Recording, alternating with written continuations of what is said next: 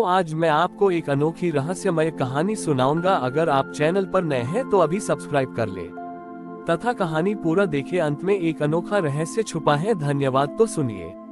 सृष्टि के एक ऐसे भाग की बात है जहां समृद्धि और धन की कोई कमी नहीं थी। यहाँ के निवासी, जिन्हें ऐश्वर्यवान कहा जाता था, भौतिक सुखों में इतने लीन थे कि उन्होंने संतोष के मूल्य को पूरी तरह से भुला दिया था। वे हमेशा अधिक पाने की होड़ में रहते थे और उनका जीवन निरंतर अतृप्ति और दौड़ भाग का केंद्र बन गया था। इस समृद्ध नगर के किनारे एक छोटे से टीले पर विभव नाम का एक युवक रहता था। विभव शिव का भक्त था, पर वह अपने समाज की इस अतृप्ति की दौड़ को देखकर बहुत दुखी था। वह खुद भी भौतिक सुखों के बीच पला बड़ा था, इसलिए वह जानता था कि असली शांति धन में नहीं है। वह शिव से प्रार्थना करता था कि वे उन्हें वास्तविक संतोष और सच्ची समृद्धि का अर्थ समझाएं। विभव ने कठोर तपस्या शुरू की ताकि वह माया और सत्य के बीच का अंतर जान सके। शिव ने उसकी प्रार्थना सुनी और उन्होंने एक अत्यंत गरीब पर सदा प्रसन्न रहने वाले बालक का रूप धारण किया। बालक के पास कुछ नहीं था सिवाय मिट्टी के एक छोटे टूटे हुए पात्र के। वह पात्र न तो सुंदर था और न ही उपयोगी। बालक शिव विभव के पास आया। विभव उस समय ध्यान में बैठा था। बालक ने अपनी टूटी हुई पात्र को दिखाया और विभव से कहा, हे तपस्वी, तुम क्या खोज रहे हो? तुम इतने दुखी क्यों हो? विभव ने अपनी आंखें खोली और बालक को देखा। उसने कहा, मैं संतोष खोज रहा हूँ। मेरे नगर में सब कुछ है, पर किसी को शांति नहीं है। बालक ने अपनी टूटी पात्र में से एक चुटकी राख निकाली और विभव की हथेली पर रख दी। बालक ने कहा, संतोष बाहर नहीं मिलता, ये केवल त्याग से आता है। तुम धन को पकड़ते हो, इसलिए अतृप्त रहते हो। शिव को देखो, वह भस्म राख लगाते हैं। भस्म इस बात का प्रतीक है कि सब कुछ नष्ट होने वाला है, इसलिए किसी भी चीज से अत्यधिक मोह मत रखो। विभव ने तर्क दिया, पर हम सब कुछ त्याग नहीं सकते। हमें जीवन जीने के लिए धन चाहिए। बालक ने कहा, त्याग का अर्थ यह नहीं है कि तुम धन का उपयोग न करो। त्याग का अर्थ है कि तुम धन को अपना स्वामी न बनने दो। जब तुम अपनी हर उपलब्धि को शिव के प्रसाद के रूप में स्वीकार करते हो और हर हानि को शिव की इच्छा मानते हो, तभी तुम्हें संतोष मिलता है। बालक ने अपनी टूटी पात्र दिखाते हुए रहस्य समझाया, ये पात्र टूटा हुआ है, पर यह मेरी संपत्ति है। मैं इससे प्रेम करता हूँ क्योंकि इसने मुझे ये सिखाया है कि खुशी पूर्णता में नहीं, बल्कि अपूर्णता को स्वीकार करने में है। जो तुम्हारे पास है उसे पूर्ण पर प्रेम दो, यही सच्ची समृद्धि है।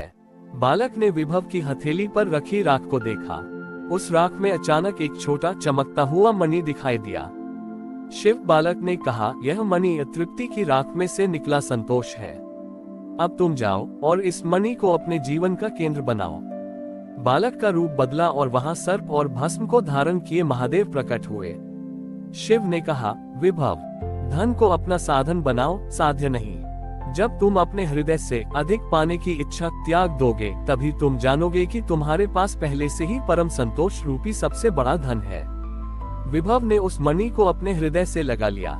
उस दिन से उसने भौतिक साधनों का त्याग नहीं किया, बल्कि अतृप्ति का भाव त्याग दिया और उसने अपने नगर में सच्चे संतोष का प्रसार किया। जब भगवान शिव अंतर्ध्यान हुए तो विभव ने अपनी हथेली पर रखे उस चमकते हुए संतोष रूपी मणि को देखा। उसने अनुभव किया कि अब उसके भीतर भौतिक वस्तुओं को लेकर कोई दौड़ भाग या अतृप्ति नहीं थी। उसका मन पूर्ण रूप से शांत और तृप्त था। विभव जानता था कि इस मणि को छिपाकर रखने या स्वयं के लिए उपयोग करने का कोई लाभ नहीं है, क्योंकि शिव ने उसे यह ज्ञान सबके लिए दिया था। उसने अपने समृद्ध नगर के केंद्र में एक विशाल सभा बुलाई। सभी ऐश्वर्यवान लोग, जो हमेशा अधिक धन कमाने की चिंता में रहते थे, विभव को देखने आए। विभव ने सभा के बीचों बीच उस मणि को एक साधारण टूटी हुई मिट्टी की चौकी पर स्थापित किया। ये चौकी उस टूटी हुई पात्र की याद दिलाती थी जिसे शिव ने धारण किया था। विभव ने सभा को संबोधित किया, पर उसने कोई उपदेश नहीं दिया। उसने केवल अपनी अतृप्ति की पिछली कहानी बताई और बताया कि कैसे शिव ने उसे त्याग और संतोष का वास्तविक अर्थ सिखाया। उसने कहा, यह मणि केवल एक पत्थर नहीं है, ये हमारे अतृप्ति के राख में से निकला हुआ सत्य है। हम सब ने वर्षों तक धन कमाया, पर क्या किसी को शांति मिली? नहीं, क्योंकि हम प्राप्ति को महत्व देते थे, स्वीकार्यता को नहीं। विभव ने लोगों से एक अनोखा व्रत लेने को कहा। कल से तुम जो कुछ भी कमाओगे उसका 10% हिस्सा किसी गरीब को बिना किसी अपेक्षा के दान करोगे। ये केवल धन का त्याग नहीं है, ये तुम्हारे अधिक पाने की इच्छा का त्याग है। लोगों ने विरोध किया, हम धन क्यों त्यागें? ये तो हमारी मेहनत है। विभव ने कहा, तुम त्याग नहीं रहे हो, तुम अपने मन से अतृप्ति का बोझ हटा रहे हो। जब तुम बिना किसी अपेक्षा के कुछ देते हो तो तुम्हारा मन उस चीज पर से अपना नियंत्रण छोड़ देता है, और यही नियंत्रण छोड़ना संतोष है। उसने समझाया, जिस तरह शिव भस्म धारण करते हैं जो विनाश का प्रतीक है, उसी तरह तुम अपने धन का एक छोटा हिस्सा त्याग के रूप में अर्पित करो। ये तुम्हें याद दिलाएगा कि तुम धन के मालिक नहीं बल्कि उसके ट्रस्टी हो। नगर के लोग, जो अपनी अतृप्ति से पहले से ही दुखी थे, विभव के इस सीधे और तार्किक समाधान से प्रभावित हुए। उन्होंने अगले दिन से नियत त्याग का ये नियम अपना लिया। धीरे धीरे नगर में चमत्कारिक परिवर्तन आया। लोग अब कम चिंतित रहते थे, क्योंकि उन्हें पता था कि उनका धन उनके जीवन का संपूर्ण साध्य नहीं है। जब वह ये दान करते थे तो उन्हें एक गहरी आंतरिक शांति और सच्ची समृद्धि का अनुभव होता था। विभव ने उस टूटे हुए पात्र को, जिसे शिव ने धारण किया था, नगर के केंद्र में स्थापित कर दिया।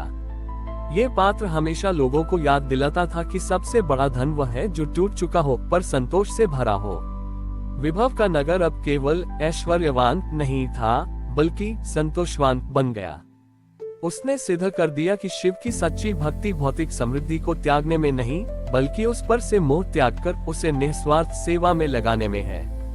हमारी और भी आध्यात्मिक एवं अनोखी कहानियां देखने के लिए हमारे चैनल पर जाएं तथा धार्मिक एवं पौराणिक अनोखी कहानियां हमारे चैनल पर है। कृपया जाके देखें तथा हमारे चैनल को सब्सक्राइब करके रखें और वीडियो लाइक जरूर करें। धन्यवाद।